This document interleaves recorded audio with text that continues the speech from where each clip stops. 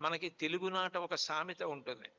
మీ ఇల్లు చల్లగా ఉండాలి, మీ అమ్మగారి కడుపు చల్లగా ఉండాలి, నువ్వు చల్లగా ఉండాలి, మీ వాళ్ళందరూ చల్లగా ఉండాలి అంటాం. నిజానికి అందరూ చల్లగా ఉండాలి అంటే శివలింగం చల్లగా ఉండాలి. శివలింగం చల్లబడింది అనుకోండి, సృష్టి అంతా చల్లబడుతుంది. అందుకే శివలింగం మీద ధారాపాత్ర కట్టి ఎప్పుడు నీటి ధార పడేటట్టుగా చూస్తారు. శివలింగం చల్లబడింది అంటే విశ్వమంతా చల్లబడుతుంది. శివుడు లేని చోటు ఉండదు. శివుడు సమస్తము ఆవరించి ఉంటాడు. అందుకే పరమశివుడు ఈ బ్రహ్మాండం అంతటా కూడా వ్యాపించి ఉన్నాడు.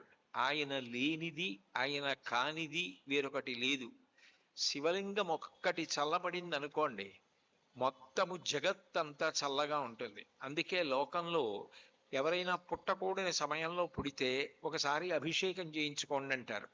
నాకేమో కాలం కలిసి రావట్లేదండి అంటే అభిషేకం చేయించుకోండి అంటారు.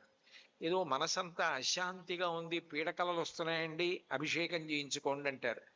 శివలింగము చల్లబడితే అందరి మనసులు చల్లబడతాయి.